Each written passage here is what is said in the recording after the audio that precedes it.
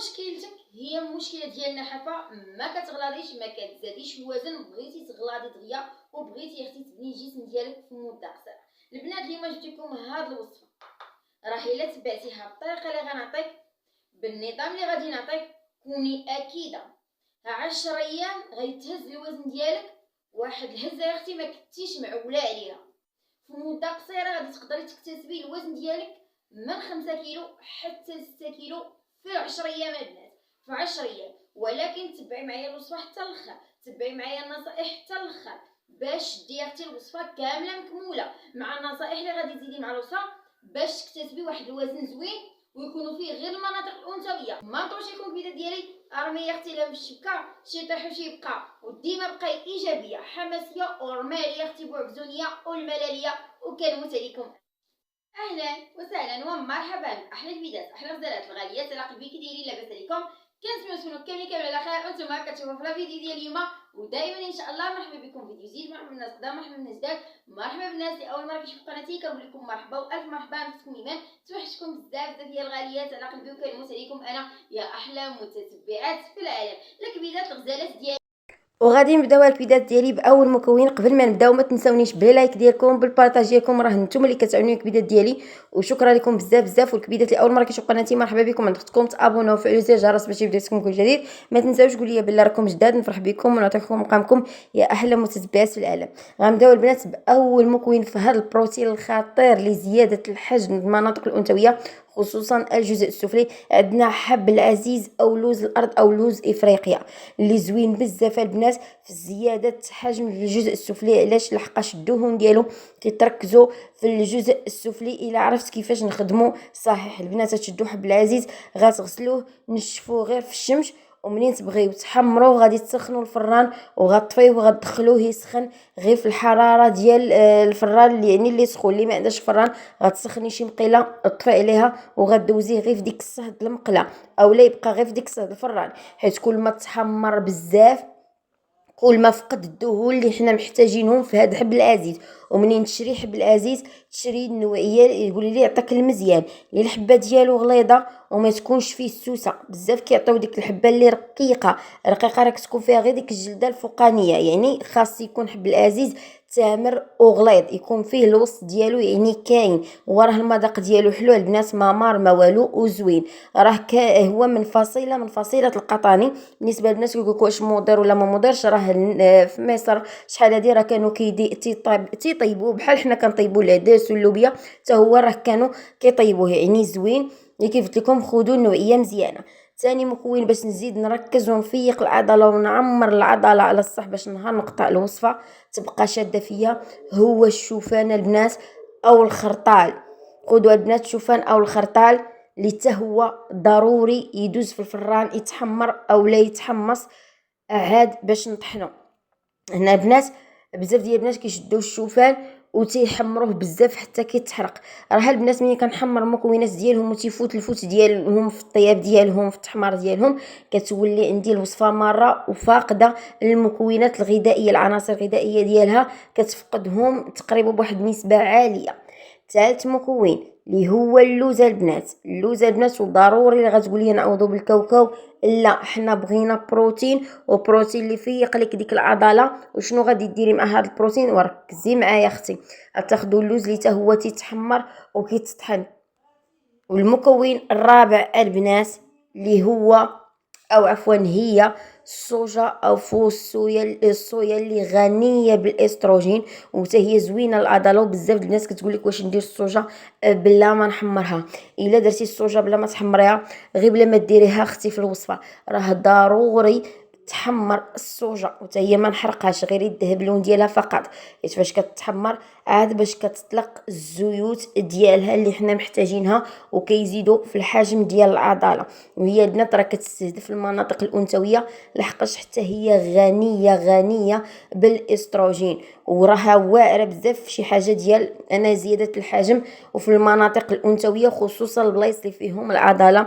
راكم عارفين الناس اللي كيديروا لاصال اللي كيترينيو راه كياخذوا الصوجا بزاف، تياخذوا حليب الصوجا وتياخذوها محمصه وتياخذوا في الوصفات. راه حتى في ديك لي بروتين اللي كيتباعوا وداكشي راه ضروري كيكون فيهم نسبه ديال الصوجا. كيف قلت لكم البنات حتى هي كناخدوها تتحمر وكتطحن.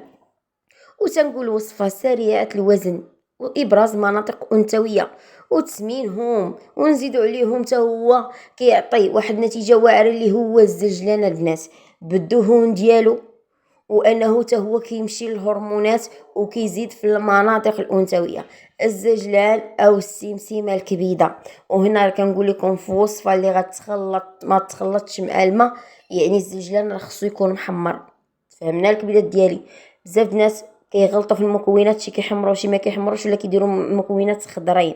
تا الزجلان باش يطلق لينا الزيوت ديالو خصو يتحمر وعاد كنطحنو.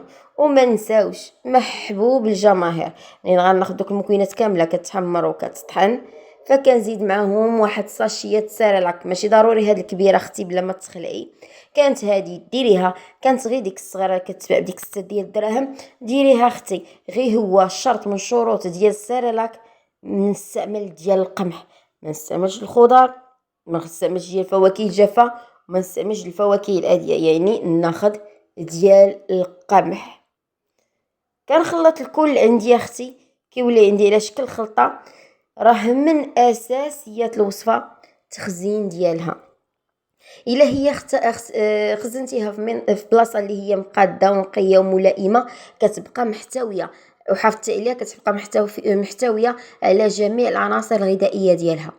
الا انت اختي خزنتيها ودرتيها بشكل عشوائي وفي شي ميكا ولا في شي بواطه ما تتسدش مزيان وكتجيب منها وتخليها محلوله، فعارفي ان النسبه المكونات كتفقد الجهد ديالها وكتقولي واش ما عطاتنيش النتيجه الوصفه، ما عطاتنيش نتيجه. راه الغلط منك، ضيعتي فلوسك في الوصفه، ضيعتي وقتك انك حمرتي وطحنتي، ولكن جيتي الوقت ديال اللي خصك تعتني بها وخسرتيها. احتفظي بها بقرعه الزاج ونسدها مزيان ونحطها اختي عندي في البلاكار، ما ديريها لا في الثلاجه لا والو. كيفاش غنستعملها؟ عندي الطرق ديال النهار كامله كل مره باش نستعملها. في الصباح فطري فطورك وجلسي واحد 15 دقيقه، كتجيبي كويس ديال الحليب كديري فيه 2 معالق كبار من الوصفه. بالنسبه للتحليه يا اما معلقه ديال العسل طبيعي، ماشي ضروري حر، غير يكون عادي البنات طبيعي ما يكونش ديال السكر، اولا رويس السكر سنيده، واحد شويه السكر كديري في الوصفه كتحركيه مع الحليب. 2 معالق كبارين مورا الفطوره البنات بواحد 4 ساعه. وسيري اختي ما تفطريش مزيان وخدي غير المشروب. الا ما فطرتيش مزيان وخديتي غير الوصفه راه بحال فطرتي بها، بحال لبيتي بها الحاجيه ديال الجسم ديالك. كولي فطورك، راه هي براسها الوصفه غتبدا تحل لك الشهيه، يعني الايام الاولى كدوزي واحد 3 ايام في الوصفه تولي تحل لك الشهيه طبيعيا. المهم اللي شايته كاع مزكرمه ديري لي داك المشروب ديال الزبيب والنافع البستاني و7 الحبات ديال الحلبه، يرقدوا بالليل وبقيت تشربي منهم كاس قبل اي وجبه. راكم عارفين وديما تنشاركوا معكم الا كانت عندكم شي شهيه مسدوده ما بغاتش تحل.